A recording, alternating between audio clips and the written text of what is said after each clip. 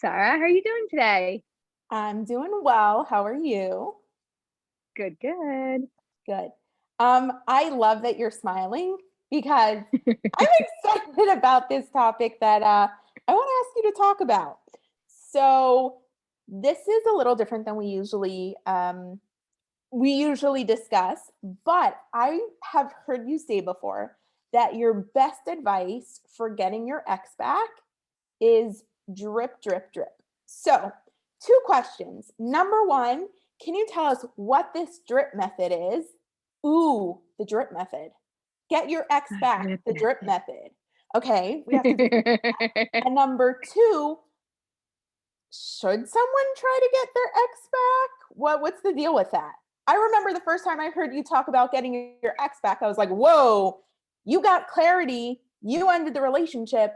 Why are we trying to get your ex back? So can we talk about Okay, those? so wait, So Start we're with gonna the go second number one two. first. Great. Yeah.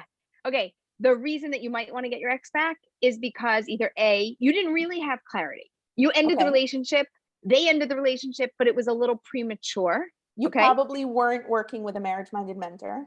Exactly. Because if you were, you would have had clarity. So usually relationships are ended prematurely, or they could just be ended in a moment of like, you know, not even a word for that. Whatever that is of this frustration, exasperation. And it's like, I don't know what else to do. So like, I guess, forget it. We should just call it off. Let's just call it quits. Right. And you're like all heated and you don't really mean it. But the other person is like, yeah, you're right. Like, it's enough already. Like, we're done. We've done this. And you're like, it's when you but you can't take it back. It's when you get to that point where the emotional energy is just taking too much out of you and you don't know how to handle it. And you probably don't have the right support system to help you or tools to help you fill your emotional needs bucket. Right. Right.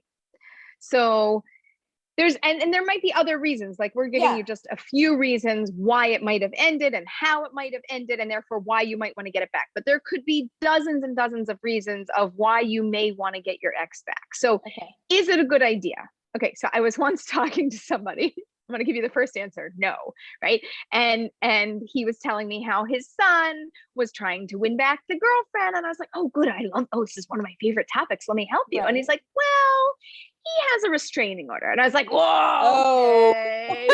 That's awkward. No. So it's not really a great time to get your ex back if you have a restraining order. That for sure, to me, that's over. Like you didn't know it was over, but somebody else in the world made a phone call to the police to have you restrained from them. It's over. There's a major problem going on. So if there's anything large like that, then we're not going to work on getting your ex back. If your ex said to you, I hate you. I think you are just a horrible, awful person. And like, I am done with you. Like, we're done. Probably not a good idea to get your ex back. If your ex was abusive or didn't treat you well, probably a good thing that relationship ended. But if your relationship ended and you've done your therapy, you've done your coaching, you've gone through all that you needed to go through, and you are still laying there thinking about this person going, but wait, why did that end?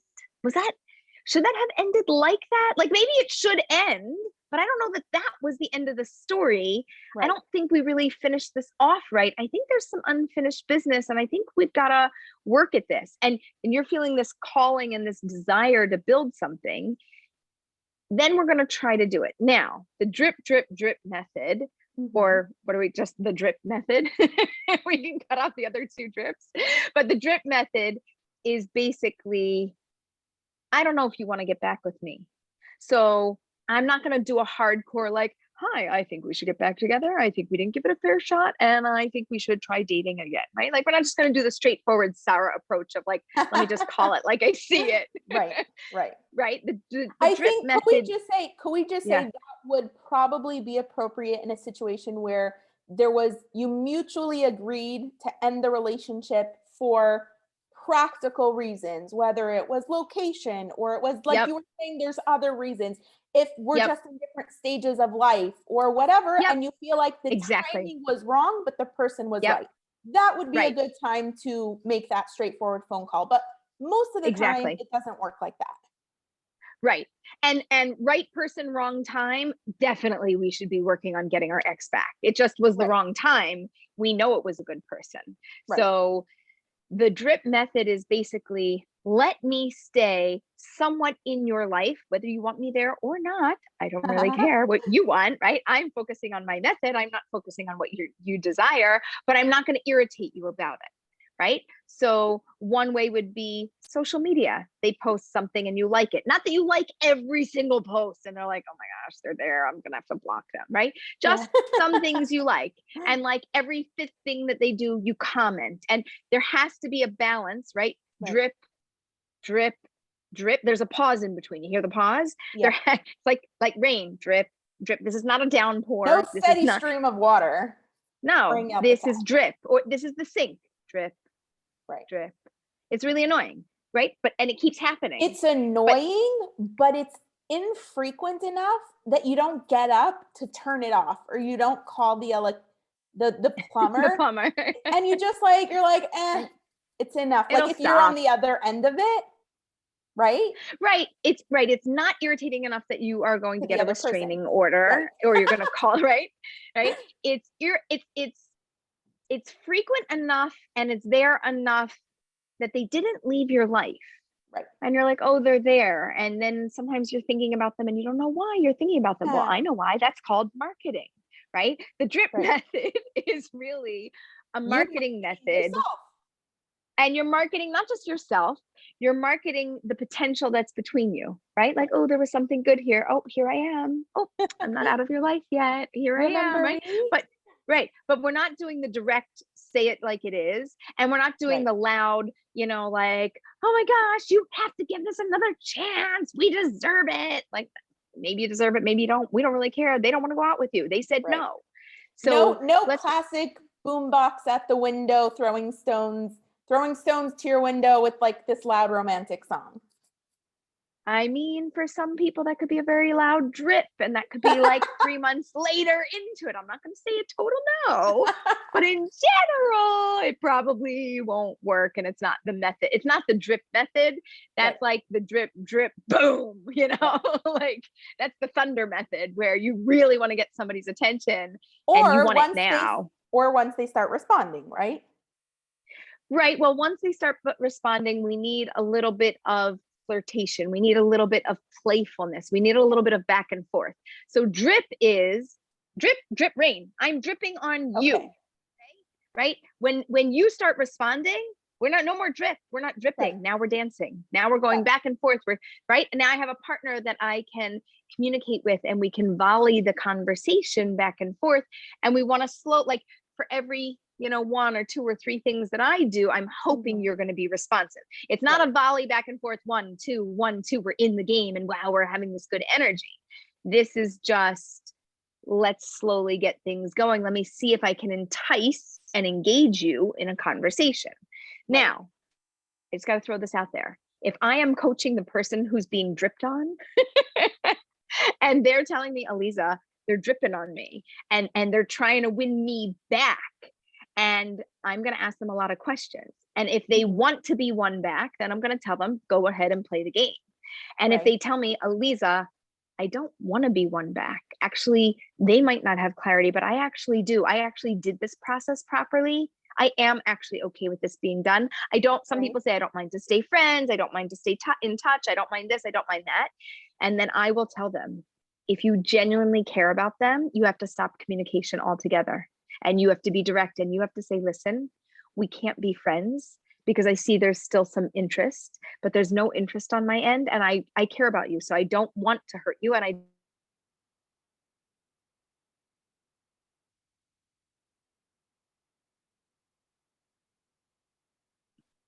you just blinked out for a minute. So I don't know if it was just for me or for everyone listening and watching.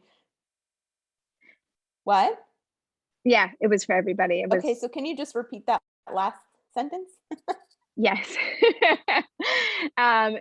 If you don't want to get back together with somebody, you need to have a cold cut, we're not friends. There is no friends. There is no, like, I would not look at their social media. If you don't want to go as far as blocking them, you don't have to. But if they start to comment on things, then I would consider blocking them, not because you don't like them, not because you're mad at them, not because of anything negative, because I care about you and because I don't want to hurt you. And because if I am in your life, I'm going to continually hurt you, because this for me is a no. So if it's an absolute no for me, I'm not going to volley the conversation. I'm not going to play. You're not going to be my backup plan. Right. But if you let somebody be your backup plan, if you let somebody be in your life in some way, you are saying potentially down the road, this could exist. Right. And you're not saying no. And you're not saying no to them, and you're not saying no to you. You're not actually sure about it. And that's when the drip method works. And it doesn't always work. You could do this for 3 months. It might work. You could do this for 6 months. It may or may not work. You might have to do this slowly over the course of a year or a longer period of time, depending on who you are and what your background is and what type of dating you have and where you are in life. There's so many different ways to do it. But if you do not want to be won back, do not let somebody drip, because I will tell you, they'll most likely win you over, because the heart has a memory and the brain has a memory and the fondness and the sweetness has a memory. And when there's something there in the past, you have the ability to be drawn back into the present and to make something a reality. And if you really don't want it, then you need to walk away and make it a nothing, make it a zero, make it, there's no possibility for a drip. Gotcha. And I think I would add, you have to obviously know the person that you're dripping on, because the way you want to be dripped on is not necessarily the way that they want to be dripped on. And I think this is where a coach or even a good friend or family member of this other person could come into play, right? Like, I mean, the other piece of it is, again, I think we've talked about this before, the 5 love languages, right? I'm not going to give to you in the way that I want to receive. I'm going to give to you in the way that you need. So me doing certain things might not be good for you or for the potential relationship. I've got to be smart enough to know what can grow this relationship, right? Some plants need sunshine and water, and some plants need shade and not so much water. And some plants need a combination of those things. You have to know what you're trying to grow and what type of relationship. No, you have to know what you're trying to grow. Yes, I'm writing that down. Aleeza, I have one more question on this topic. If I'm the person dripping, am I still dating during this time? Like, if I know it's going to be a slow game, I don't even have to finish my question. You can answer. Yes. Okay. I love this. I was just dealing with this with a client of mine, and I basically said it like this. Listen, I don't know if this person's coming back to you or they're not, but I know you want to make an effort, but we're not making an exclusive effort. You're going to drip over here and you're going to make an effort. And I need your heart and your head to be healed enough that you can go make an effort elsewhere. And if it happens to work somewhere else, it'll work. You'll stop dripping and you'll move in a different direction. But if you try to move in another direction and it's not working and it keeps not working and it keeps not working, and you want this as a possibility, then we're going to drip. But one thing you can't do, you can't be obsessive about it. You can't make yourself crazy or upset, and this can't be your only bag of tricks. This isn't it. If this isn't my person, I don't know what I'm going to do, Aleeza. I'm just going to melt. I'm going to cry. I'm going to fall apart. This has to be my person. No, this may be your person. You could try to win them back. And if you don't, in the meantime, we're going to do other things as well to date and to be with other people, because this is a wish. This is a hope. This is a dream. This is a prayer. This is a drip. And it may or may not work. It has potential. I've seen it work a lot. So it really does have potential to work, but I can't put all my eggs in that basket, and I have to be real, and I have to keep my heart open to the possibility that you might not be my person, even though I want it to be. Right. And you also have to make sure that you're not just dating as a distraction, because that's not fair to the other person. Like, correct. If you're not ready to date, just don't. If you want to drip. Don't put all your eggs in that basket, but you could drip and also not date until you're ready to. Right? Yes, but if you're not dating other people and you're just dripping, you're probably really holding out only hope for that person. I know how your brain works. This is just life. I'm not a psychic. This is just normal.